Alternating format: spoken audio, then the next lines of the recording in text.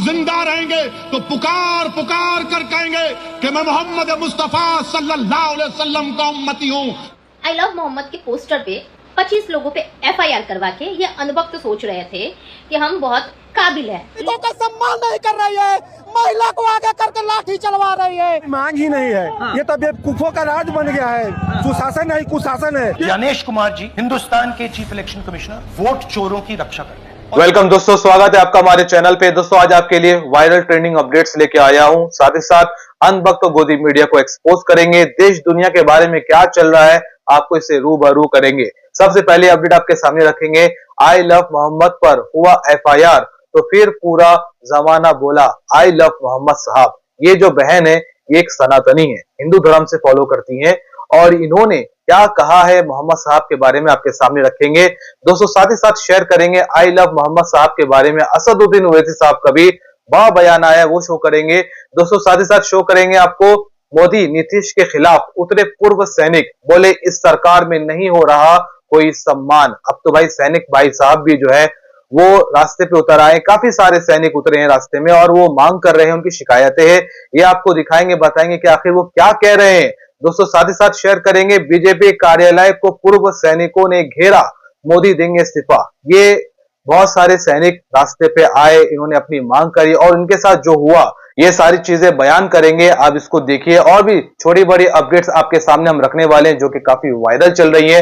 और दोस्तों साथ ही साथ रिएक्ट करेंगे। तो आप आगे आप चैनल पे लाइक सब्सक्राइब शेयर और अपनी कीमती राय हमारे कमेंट बॉक्स में जरूर शेयर करें। आई लव मोहम्मद के पोस्टर पे 25 लोगों पे एफआईआर करवा के 25 लोगों पे सोच रहे थे कि हम बहुत काबिल है, लेकिन हुआ क्या भैया, 25 मुसलमानों पे एफआईआर करवाए और आज पूरा जमाना बोल रहा है आई लव मोहम्मद। ट्रेंड चल गया भैया, वायरल हो गया ये। हर कोई लिख रहा है आई लव मोहम्मद। ईमान वाले तो लिख ही रहे हैं क्योंकि ईमान वाले जो हैं वो मोहम्मद साहिब के ही उम्मती हैं, तो वो तो लिखेंगे ही। लेकिन जिसके भी दिल में मोहम्मद साहिब के लिए प्यार है, क्योंकि मोहम्मद साहिब हैं जो हमेशा सबको नेकी के रास्ते पे चलने के लिए सिखाए हैं। और सिर्फ ईमान वाले ही नहीं, हर वो लोग जिसके दिल में इंसानियत है और जो सभी धर्मों का पालन करता है, वो लोग पालन करता है नबी साहिब के सम्मान में आई लव मोहम्मद। इसीलिए बोलते हैं कि अंधभक्तों को हमेशा अपने ही मुंह की खानी पड़ती है और ये अंधभक्त हमेशा बेइज्जत होते हैं। 25 लोगों पे एफआईआर किए और 25 लोग नहीं, पूरा जमाना अब जो है मोहम्मद साहिब के लिए एफआईआर खाने के लिए तैयार है। कर दो एफआईआर, लेकिन हम तो प्राउडली लिखेंगे, गर्व से लिखेंगे आई लव मोहम्मद। इस वीडियो को ज्यादा से ज्यादा शेयर कीजिए और एक कमेंट तो जरूर कीजिए मोहम्मद साहिब के सम्मान में, ताकि अंधभक्त जो है वो थोड़ा और जल सके। याद रखो जल सके अल्लाह के रसूल सल्लल्लाहु अलैहि वसल्लम ने जो पैगाम हमको दिया, जिस दीन पर हम चल रहे हैं, 1500 साल का जश्न तो हम मना रहे हैं, मगर मेरे अजीज दोस्तों और बुजुर्गों याद रखो, क्या हम इल्म हासिल कर रहे हैं? क्या हम अपनी औलाद को इल्म हासिल करवाने की कोशिशें कर रहे हैं? सवाल है, क्या हम अपने बच्चों से, बेटियों से, अपनी बीवियों से अच्छा सलूक कर रहे हैं? क्या हम खुश होते हैं जब हमारे घर में बेटी की पैदाइश की खबर आती है? क्या हम अपने हाथों से मेहनत और मजदूरी कर रहे हैं, जिसको अल्लाह के रसूल सल्लल्लाहु अलैहि वसल्लम ने 1500 साल पहले कहा कि वो इबादत है?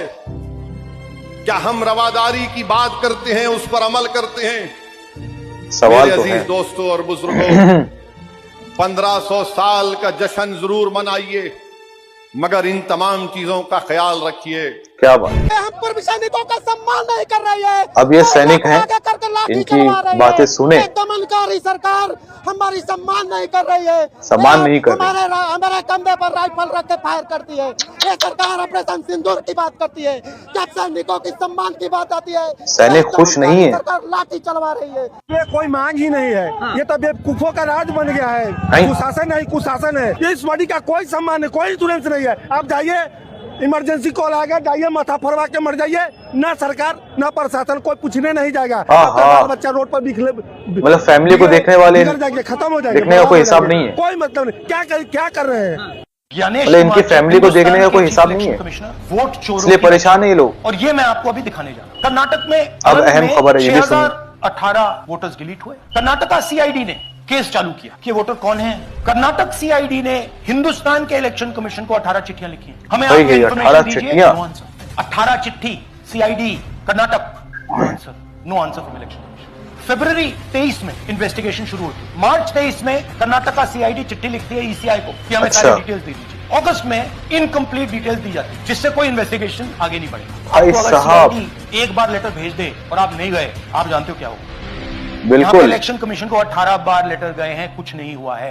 कर्नाटक इसी इलेक्शन कमीशन को लिखा है आपको इन्फॉर्मेशन देना पड़ेगा, नो रिप्लाई। मार्च 25 आखिरी लेटर सितंबर में गया, नो रिप्लाई फ्रॉम यू। ये है सबूत कि ज्ञानेश कुमार जी वोट चोरों की रक्षा कर रहे हैं। इसमें कोई कंफ्यूजन नहीं है। ज्ञानेश कुमार जी, आप अपना काम कीजिए, आपने ओथ लिया है, आप हिंदुस्तान के चीफ इलेक्शन कमिश्नर हैं, आप कर्नाटक की सीआईडी को ये सबूत 1 सप्ताह के अंदर दे दीजिए, नहीं तो पूरा हिंदुस्तान के सारे युवा इस बात को एक्सेप्ट करेंगे कि आप हिंदुस्तान के संविधान की हत्या में शामिल हो, हिंदुस्तान के संविधान की रक्षा नहीं कर रहे हो और वोट चोरों की आप मदद कर रहे हो।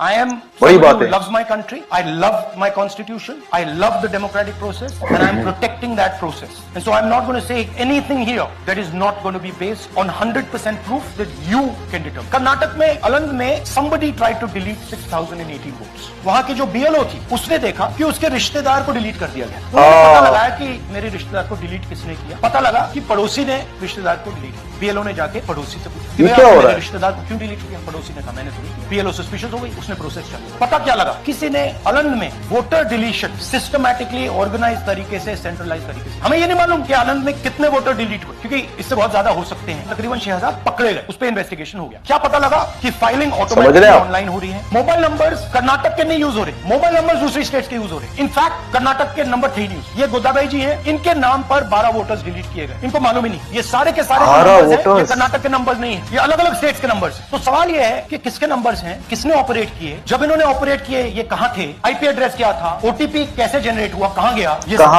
सब चीजें। इन्होंने 12 वोटर्स को बड़े सवाल है सब। और जब हमने इनसे पूछा कि भैया आपने ये कैसे किया, वो कहते मैंने तो नहीं किया, मैं तो जानता ही नहीं। ನನ್ನ ಹೆಸರು ಸೂರ್ಯಕಾಂತ್ ಗೋವಿನ, ನಾನು ಸರ್ಸಂಬ ಗ್ರಾಮದಲ್ಲಿ ನನಗೆ ನಾಲೆಜ್ ಇಲ್ಲದೆ ನನ್ನ ಹೆಸರು ಮೇಲೆ 9 ಜನರ ಲಿಸ್ಟ್ ಅನ್ನ ಡಿಲೀಟ್ ಮಾಡಿದ್ದಾರೆ। नागराज खुद आके कहा इन्होंने 36 सेकंड में फाइल कर दी। और मजे की बात देखिए, ये 4 बजे सुबह उठ के फाइल कर रहे हैं, पता नहीं क्या हुआ और कितने 36 सेकंड में डिलीट करके फिर सो गए।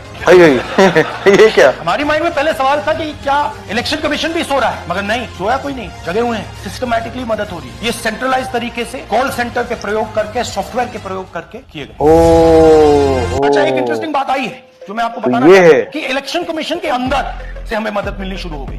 पहले बड़े खुलासे, अब इलेक्शन कमीशन के अंदर से इंफॉर्मेशन आ रही है। ये रुकेगा नहीं, रुकने वाला नहीं। की जनता इस बात को एक्सेप्ट नहीं करेगी। एक बार हिंदुस्तान की जनता को, हिंदुस्तान के युवाओं को पता लग गया कि वोट चोरी हो रही है, उनकी शक्ति लग जाएगी। मेरा काम सच्चाई दिखाने का है। मैं हिंदुस्तान की जनता को, हिंदुस्तान के युवाओं को सच्चाई दिखाता हूं। क्या बात है, क्योंकि ये जो कॉन्स्टिट्यूशन है, ये हिंदुस्तान की जनता का रखवाला है, प्रोटेक्टर है। सही बात, इसकी प्रोटेक्शन कर रहा हूं। इसकी प्रोटेक्शन करने का काम हिंदुस्तान के इंस्टीट्यूशन का है, मगर इंस्टीट्यूशन नहीं करने। Democracy can only be saved by the people of India, nobody else can save democracy. जब तक हम जिंदा हैं, ना तुम्हारी दौलत हमको खरीद सकेगी, ना तुम्हारी ताकत हमको दबा सकेगी। हम जिंदा रहेंगे तो पुकार पुकार कर कहेंगे कि मैं मोहम्मद मुस्तफा सल्लल्लाहु अलैहि वसल्लम का उम्मती हूं। तुम हमारे आका के फरमान को भूल गए। अगर कोई मुनाफिक भूल गया तो भूल जाए, मगर हम नहीं भूलेंगे। तुम सारी दुनिया की दौलत ला के दे दो, मगर हम अपने दीन का सौदा नहीं करेंगे। कर्नाटक में जिन सीट्स पर कांग्रेस जीती है, वहां पर बीजेपी ने साजिश की है कांग्रेस वोटर्स को डिलीट करने की। वैसे ही एक सीट है कर्नाटक के अलग, जहां से बीजेपी ने 6,000 लोगों का नाम हटवाया है। ये हम नहीं कह रहे, ये इनडायरेक्टली कहा है राहुल गांधी ने अपनी 18 सितंबर की प्रेस कॉन्फ्रेंस में। उन्होंने एक प्रूफ दिया जहां पर किसी ने गोदाबाई नाम की दादी माँ के नाम से 12 अलग नंबर से 12 अलग लॉगिन आईडी बनाई और फिर 7 भर के 12 वोटर्स का नाम डिलीट करवाया। इसके बाद गोदाबाई की एक वीडियो चलाई गई जिसमें उन्होंने बताया कि उन्होंने ये सब नहीं किया है। फिर इसके बाद स्टेज पर सूर्यकांत और बबीता को बुलाया जाता है। सूर्यकांत ने बबीता का नाम वोटर लिस्ट से हटाने के लिए एप्लीकेशन सबमिट की थी। कैच इज, ये बात ना सूर्यकांत को पता थी और ना बबीता को। सूर्यकांत के नाम से और 12 लोगों का नाम हटाने की भी मांग की गई थी, पर हैरानी की बात तो ये है कि ये 12 के 12 फॉर्म्स 14 मिनट के अंदर दिए गए। पॉसिबल साउंड नहीं कर रहा क्योंकि फॉर्म 14 मिनट के अंदर, इस प्रोसेस में टाइम जाता है। ये बात जैसे ही पता चली, इसके लिए एक FIR लॉन्च की गई और डॉक्यूमेंट्स का ऐसा मिसयूज देखते हुए ये केस CID को दिया गया। और फिर यहाँ से एक अलग ही खेल शुरू हुआ। CID इलेक्शन कमीशन से कुछ डॉक्यूमेंट्स मांगती है, पर इलेक्शन कमीशन कुछ चीजें नहीं शेयर करती, और वो चीजें थी उन लोगों का IP एड्रेस जो गोदाबाई और सूर्यकांत का नाम यूज करके दूसरों का नाम लिस्ट से हटा रहे थे। डिवाइस डेस्टिनेशन पोर्ट्स भी नहीं शेयर किए गए, जिससे ये पता चल सकता था कि ये फॉर्म किस डिवाइस से सबमिट किए गए हैं। और last the OTP trials. CID ने ये तीनों चीजें मांगने के लिए 18 बार रिमाइंडर लेटर्स भेजे, पर इलेक्शन कमीशन ने इसे देने से साफ मना कर दिया। प्लस राहुल गांधी ने ऐसा सेम इंसिडेंट महाराष्ट्र के राजपुरा डिस्ट्रिक्ट में भी होने का दावा किया है। अब सोचने वाली बात तो ये है कि यहाँ किसी की माताओं बहनों की सीसीटीवी फुटेज नहीं है, तो फिर ये डिटेल्स क्यों नहीं दी जा रही। राहुल गांधी ने इलेक्शन कमीशन को अल्टीमेटम भी दिया कि ये तीनों चीजें वो एक हफ्ते के अंदर सीआईडी को सबमिट करें, बट उन्होंने ये नहीं बताया कि अगर एक हफ्ते में इलेक्शन कमीशन ने ये नहीं किया तो वो क्या करेंगे। प्लस जर्नलिस्ट ने पूछा कि अगर इलेक्शन कमीशन कोई जवाब नहीं देगी तो क्या आप कोर्ट जाओगे, तो राहुल गांधी ने कोर्ट जाने से साफ मना कर दिया। तो यहाँ पे थोड़े से सवाल राहुल गांधी पर भी उठते हैं। राहुल गांधी की इस प्रेस कॉन्फ्रेंस से ये भी पता चला कि वो बीजेपी और इलेक्शन कमीशन पे एक बहुत बड़ा एक्सपोज लाने वाले हैं, जिसे उन्होंने एच बॉम्ब का नाम दिया है। आई एम श्योर कि ये एक्सपोज वो बिहार इलेक्शन के जस्ट पहले करेंगे। 2 महीनों में बिहार इलेक्शन है और इन 2 महीनों में आप भारत की सियासत में ऐसा ड्रामा देखने वाले हो जो कि आपके होश उड़ा दे। तो मेरे दोस्तों, देखा आपने ये सारी अपडेट्स सुन करके और देख करके भाई मेरे तो होश उड़ गए। जी हाँ, जिस तरीके से ये सारी चीजें चल रही हैं अपने आप में एक बहुत सोचने समझने वाली बात है कि भाई एक वोट ऐसी चीज होती है जिसको इंसान अपने इख्तियार में समझता है और वो जा करके देता है ये सोच करके कि हम जिसको चाहते हैं जिताना वो जीते और वो देश के हित पे काम करे, जनता के हित पे काम करे ताकि जनता को सुविधाएं मिले। लेकिन क्या ऐसा हो रहा है? ये सोचने समझने वाली बात है। और वोट में भी इस तरीके की अगर हरकतें होंगी और हरकतें जैसे बताई जा रही हो रही हैं, ये अपने आप में बहुत सारे सवाल पैदा करने वाला है कि हर एक व्यक्ति को अब बहुत चौकन्ना होना होगा, इसमें समझना पड़ेगा चीजें क्या है और वोट जब दें तो बहुत सोच समझ के दें, बहुत एक्टिव रहें उस टाइम। ये सारी चीजें जो है वो देश के जनता के अब सामने है और अब जनता को बहुत अलर्ट होने की जरूरत है। बाकी दोस्तों, आप क्या राय रखते हैं इन सारी अपडेट्स पे? आप अपनी कीमती राय हमारे कमेंट बॉक्स में जरूर शेयर करें। मिलते हैं आपसे अगली वीडियो पे, तब तक आप अपना ख्याल रखें।